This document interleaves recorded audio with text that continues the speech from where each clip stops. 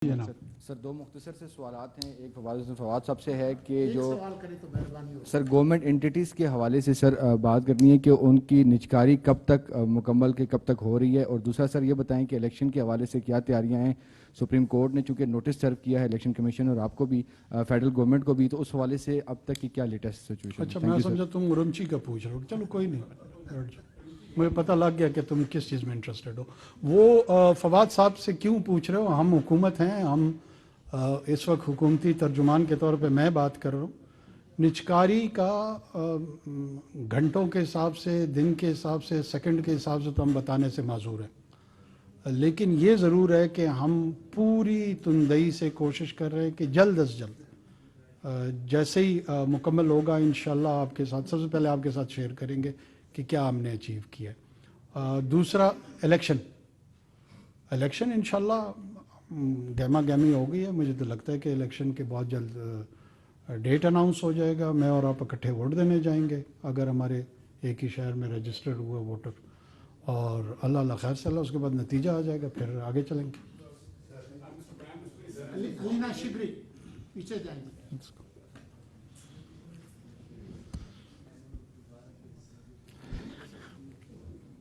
Assalamu alaikum, Prime Minister Saab. This is Alina Shigri, ABN News Daily Osaf.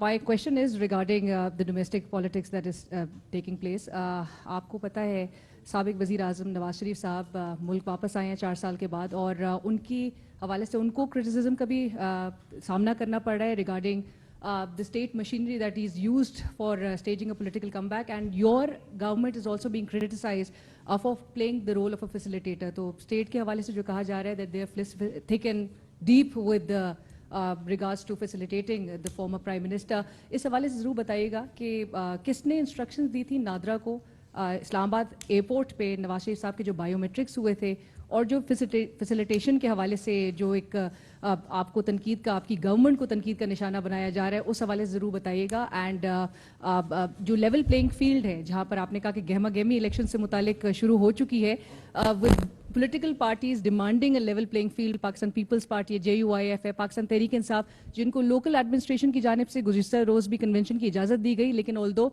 उसके बावजूद भी 50 के करीब उनके लोग गिरफ्तार किए गए थे। तो लेवल प्लेइंग फील्ड से मुतालिक भी आपका जवाब क्या होगा? Thank you. अच्छा, मैं समझ रहा था आप जो है ना ऑल वेदर लिंकेजेस जो खुंजराब, और चूंकि आपका अपना इलाका भी है गिलगित का, मैं जानता हूँ आप शिगर से हैं ना, you would be very much interested in that, but it seems कि आपकी प्रायोरिटी उस तरफ इतनी नहीं है। वो इतना इम्पोर्टेंट प्रोजेक्ट था। वैसे ही मैं बताता चलूँ, इसका तो जवाब दूंगा कि strategically the entire Xinjiang along with the parallel Central Asia, then mainland China, or 240 million people on this side of Pakistan, they are exploring one another in the future. बहरहाल आपको बायोमेट्रिक्स के सवाल का जवाब मैं पहले देता हूँ, क्योंकि ये तो अपनी जगह पे है अहमियत, बायोमेट्रिक्स वाला भी अहम है। जी मेरे नहीं, मेरी छोटी वो अर्ज मेरी सुन लें। मैं आपको ये कह रहा था कि आज हमने चाइनीज़ विजिट पे ये बुलाया हुआ, लेकिन ठीक है, आपका हक है, आपका इख्तियार है। देखिए, लेवल प्लेइंग फील्ड को अगर कोई ये समझता है कि एक मखसूस जमात को, जो कि बहुत सारे लोगों की प्रेफरेंस है, मुझे पता है, उनको जिताने के लिए माहौल बनाया जाए तो फिर लेवल प्लेइंग फील्ड होगा, तो फिर इसका तो मैं कुछ नहीं कर सकता। बायोमेट्रिक्स नादरा में अगर आप जाएं तो क्या PM ऑफिस की इंस्ट्रक्शंस की ज़रूरत है कि जी अलीना शिगरी के बायोमेट्रिक्स होने चाहिए? ये बायोमेट्रिक्स आपको constitution of Pakistan as a right enshrine कराता है by the virtue of your birth.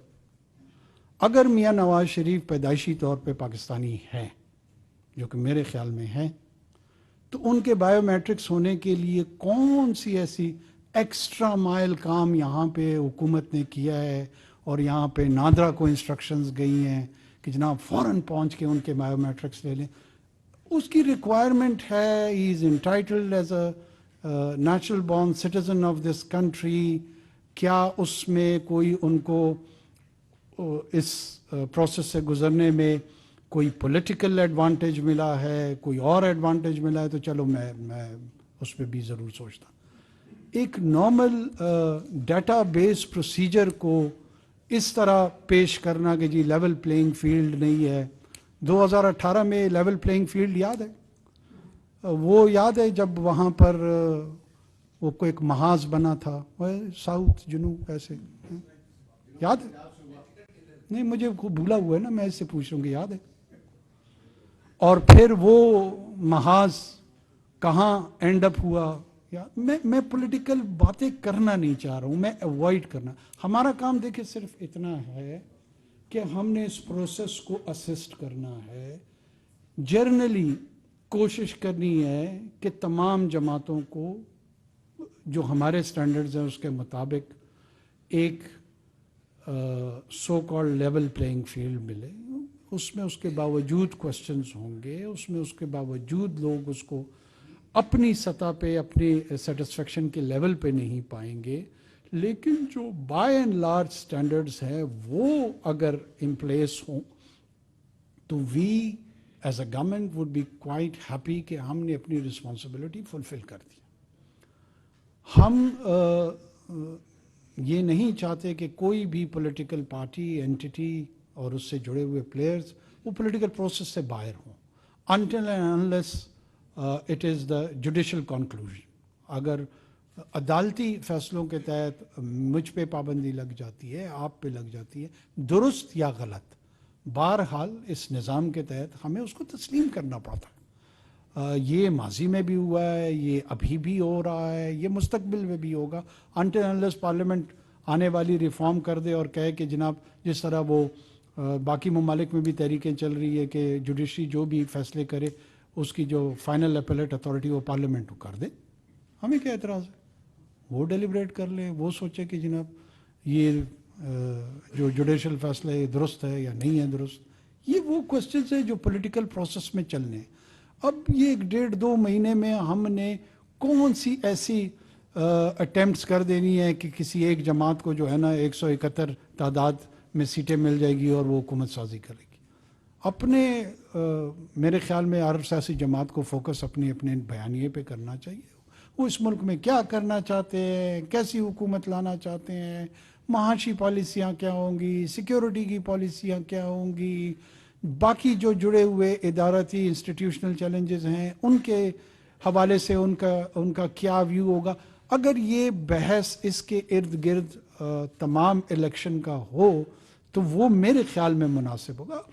अब कोई कहे कि मैं पार्लियामेंट को आग भी लगाऊंगा और जमहूरियत का चैम्पियन भी बनूंगा, मैं वज़ीर आज़म हाउस में असॉल्ट करूंगा, राइट्स करूंगा, लेकिन साथ में जमहूरियत का चैम्पियन भी बनूंगा, ऐसे इन्वायरमेंट में सोशल ऑर्डर कायम नहीं रहता।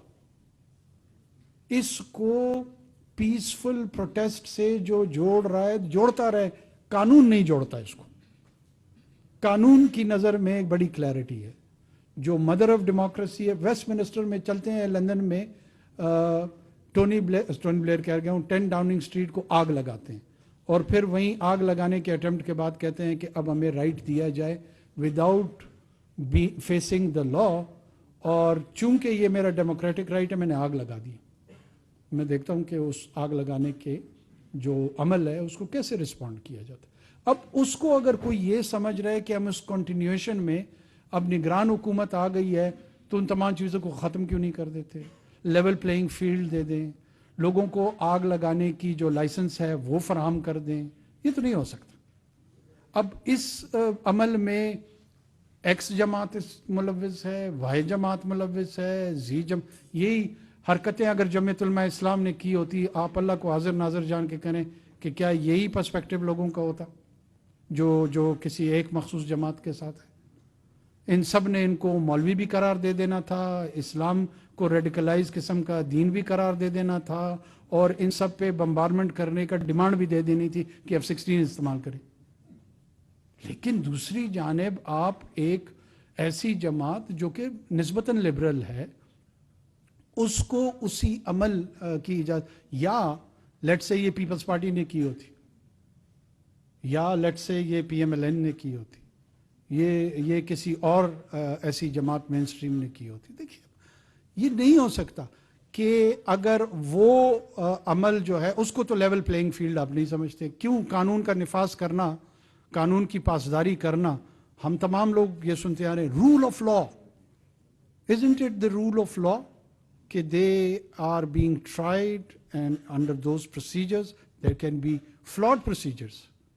There would be a need and requirement to improve those procedures. हम तो रो ये रहे कि वो अपना वक्त अगर इन चीज़ों में ज़ाया न करते और ये तमाम प्रोसीजर्स का कुछ रिफॉर्म किया होता तो आज उससे मुस्तफ़ीद हो रहे होते।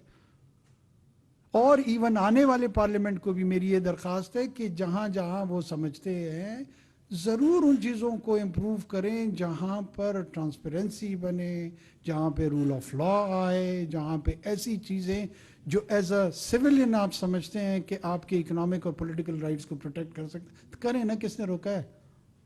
रिफॉर्म करें। सिविल लिटिगेशन, क्रिमिनल लिटिगेशन में मेरा और आप जैसा बंदा फंस जाए, अगर मेरा और आपका कोई प्लॉट का खुदा न ख्वास्ता झगड़ा आया तो मेरे बच्चे और आपके बच्चे भी उससे जांबर नहीं हो सकते। ये फैसला किसने करना है? ये फैसला पार्लियामान नहीं करना है ना हमारे केस में। तो क्यों नहीं करती पार्लियामान? किसने रोका है पार्लियामान को कि मेरे और आपके बच्चों को लड़ाई से बचाए? मैं इस रिजान दे चुका हूं। आप देखो ना, मैंने आपको कहा ना कि अगर आप लोगों ने इन्वेस्टिगेशन की होती तो ये सवाल की जरूरत ना पड़ती।